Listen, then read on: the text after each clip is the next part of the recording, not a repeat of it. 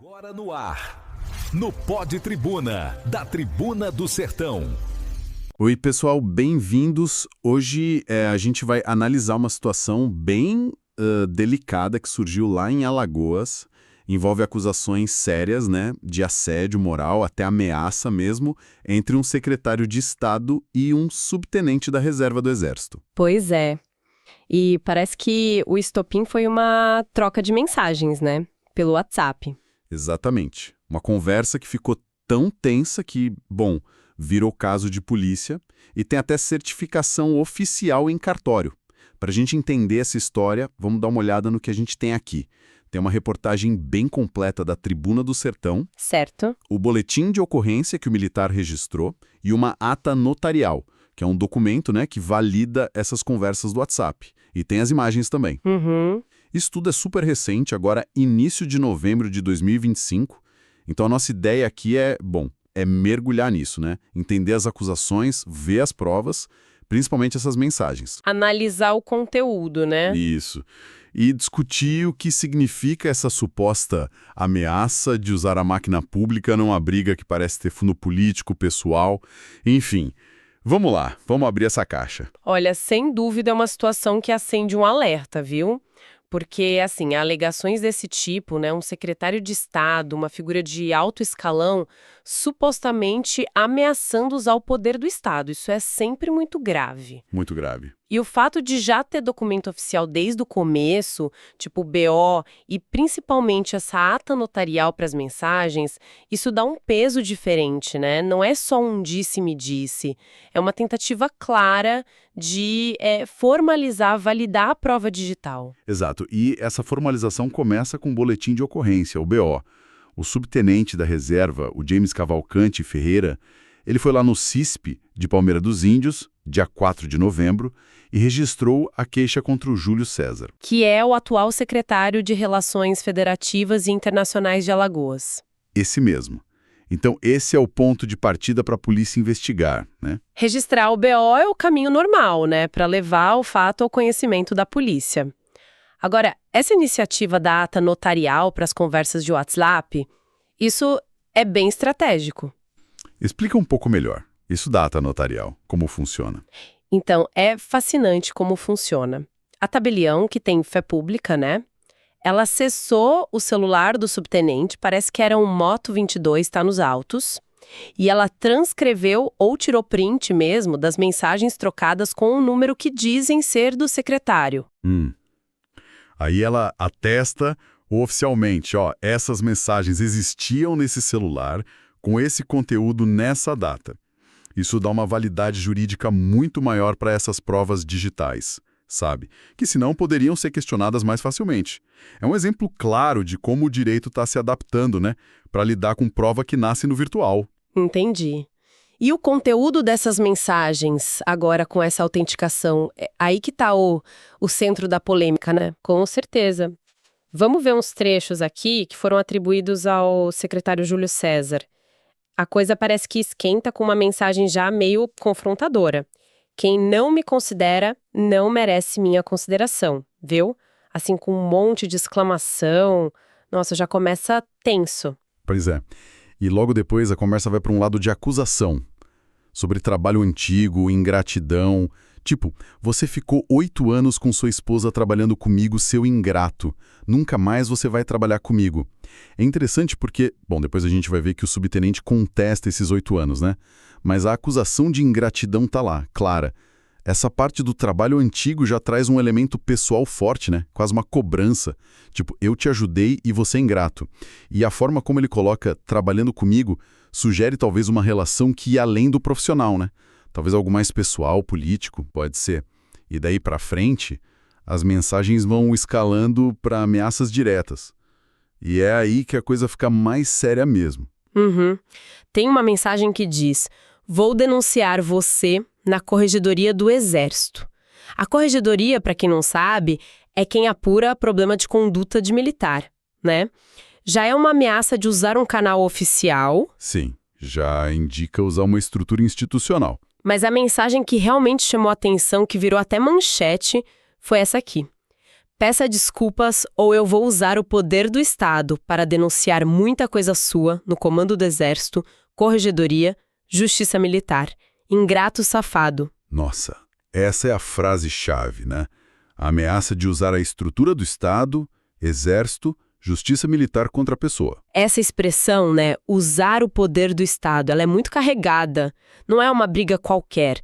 É invocar a autoridade e os meios que o cargo público dá, né? Exato. Quando um secretário de Estado fala isso, ele está dizendo, em tese, que vai usar a influência dele, os contatos, talvez até recursos do governo, para atingir um objetivo pessoal, que nesse caso era forçar um pedido de desculpas, retaliar. Isso bate de frente com o princípio da impessoalidade na administração, né? Que proíbe usar a máquina pública para coisa privada. E as ameaças não param aí. Ele detalha como faria. E ainda joga outra acusação. Eu sei o caminho de chegar ao Exército, você não assinou frequência, você recebeu dinheiro público sem trabalhar. Peça desculpas. Olha só, aqui ele não só ameaça, mas já acusa de um crime, né? Receber sem trabalhar. E ainda diz que sabe como fazer a denúncia chegar lá. E reforça, tenho muitos amigos pelo Brasil, inclusive na Câmara dos Deputados. Quer dizer, está mostrando que tem influência. Essa acusação de receber sem trabalhar é grave, claro, mas o contexto, né? Vindo no meio de uma ameaça para forçar a desculpa, levanta dúvidas sobre a motivação. É preocupação real com dinheiro público ou é só um jeito de pressionar? Boa pergunta. E essa menção aos amigos, aos caminhos, reforça a ideia de que o poder político seria usado como ferramenta nessa briga. A coisa toda chega num ultimato. Vou esperar 72 horas para você fazer um pedido público de desculpas a mim, ou vou devolver o que você está fazendo comigo com a tia Júlia e o governador. Tia Júlia. A tia Júlia é a Luísa Júlia, prefeita de Palmeira dos Índios. E ela é tia do secretário Júlio César. Então, isso liga a briga direto com a política local. Ah, tá explicado. E o final da sequência é intimidador. Você mexeu com a pessoa errada e depois um aguarde, tipo ameaça futura. Que tenso. E do outro lado, o subtenente James Ferreira. As respostas dele, que também estão na ata notarial, mostram surpresa, resistência. Ele pergunta, o que eu fiz com você mesmo? Do que você está falando, e depois ele fala, olha o assédio moral. Quer dizer, ele já identifica ali uma pressão indevida, né? Usando o poder do cargo. Exato. E ele termina com uma mensagem que foi quase uma previsão. Manchete. Secretário de Estado ameaça tenente do Exército. Parece que ele já estava vendo o que ia acontecer. Analisando tudo isso, o padrão parece claro, né? Começa com acusação pessoal, política e escala para ameaça explícita de usar vários órgãos do Estado, Exército, Corregedoria, Justiça Militar, ele até menciona MP, em outro ponto, como retaliação. E tudo condicionado a um pedido de desculpas público. Essa repetição do poder do Estado, citar os órgãos, dar prazo, isso monta um cenário clássico do que pode ser abuso de autoridade, coação. E qual seria a raiz disso tudo? O próprio subtenente Ferreira disse para a Tribuna do Sertão que o motivo foi político. Ah, é? Ele diz que as ameaças começaram depois que ele fez críticas nas redes sociais. E não só a gestão da prefeita atual, a Luísa Júlia, tia do secretário, mas também a coisas da gestão anterior do próprio Júlio César quando ele foi prefeito lá em Palmeira dos Índios. Então, na visão do Ferreira, ele estava só criticando como cidadão e sofreu retaliação por isso. Isso muda tudo, né? Se a motivação for mesmo retaliação política por crítica, aí a coisa fica ainda mais grave. É um ataque à liberdade de expressão, usando o peso do cargo público para tentar calar alguém. Com certeza. E a menção específica à tia Júlia e ao governador no ultimato reforça essa ligação com a política local, estadual. Faz sentido. E sobre aquela acusação de receber sem trabalhar, o James Ferreira se defendeu na reportagem. Ele diz que não trabalhou 8 anos na prefeitura, como está na mensagem. Quanto tempo ele disse que foi? Ele falou que foi bem menos, tipo 1 ano e meio. E que nesse tempo ele trabalhou sim, com dedicação, assinava a frequência, tudo certinho. Ele diz que é calúnia. E aqui tem um ponto que, nossa, gera uma interrogação enorme. Uma contradição, né? Qual? O secretário Júlio César ameaça denunciar uma suposta irregularidade receber sem trabalhar, que teria acontecido quando ele mesmo era o prefeito de Palmeira dos Índios. Verdade, bem lembrado. Quer dizer, ele era o chefe, o responsável máximo pela gestão, incluindo fiscalizar a frequência, pagamento. Exatamente. Se tinha essa irregularidade grave, como ele diz na mensagem, por que não foi vista e corrigida na época? Sob a gestão dele. Por que só agora? Justo numa ameaça. Essa é a pergunta-chave. Levanta a dúvida se a acusação é verdade ou se é só conveniente agora. E do ponto de vista da gestão, né? Se existiu e ele não fez nada na época, foi falha dele como gestor. Claro. Se não existiu, a acusação agora é calúnia. E se existiu, mas ele só usa agora para ameaçar, isso pode ser até prevaricação, né? Deixar de agir quando devia ou usar informação privilegiada para fim pessoal. De todo jeito, essa contradição enfraquece quem acusa e fortalece a versão de retaliação. Com certeza. Bom, diante disso tudo, com um BO registrado, ata notarial, mensagens vindo a público, a Tribuna do Sertão foi ouvir o secretário Júlio César. E o que ele disse, a resposta, segundo o jornal, foi curta, por mensagem. Eu vou responder a ele na justiça. Uma resposta padrão, né? É. O artigo até destaca que, naquele momento, ele não negou ter escrito as mensagens, nem o conteúdo. E também não mostrou prova contra o que o subtenente disse sobre o trabalho na prefeitura. Entendo. Essa resposta, vou responder na justiça, é comum. Tira o foco do debate público imediato, leva para o ritmo mais lento da justiça, mas ao não negar as mensagens que agora estão autenticadas, né, ele meio que deixa a versão do subtenente sem contestação direta ali naquele momento. Pois é. E agora, com essa base de documentos, o caso pode seguir caminhos legais.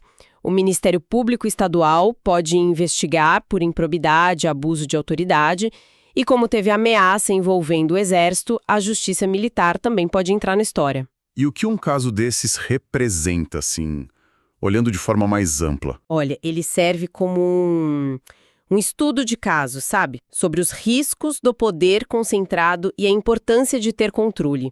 É um exemplo forte de possível desvio de finalidade do poder público. Desvio de finalidade. É, quando a autoridade que você recebe para servir a todo mundo é usada para benefício próprio ou para vingança pessoal, isso destrói a confiança nas instituições, né? E pode fazer as pessoas terem medo de falar, de criticar. Verdade. Um efeito silenciador. Retaliação com a máquina do Estado, ele se cala. E isso é péssimo para a democracia. A fala final do subtenente Ferreira na reportagem resume bem essa tensão. Ele diz: não temo ameaças, tenho 30 anos de serviço prestado ao Exército e nunca respondi a nada. Não vou aceitar que um agente público use seu cargo para tentar me calar. Forte, né? É a posição de um cidadão com histórico militar se colocando contra o que ele vê como intimidação do poder político.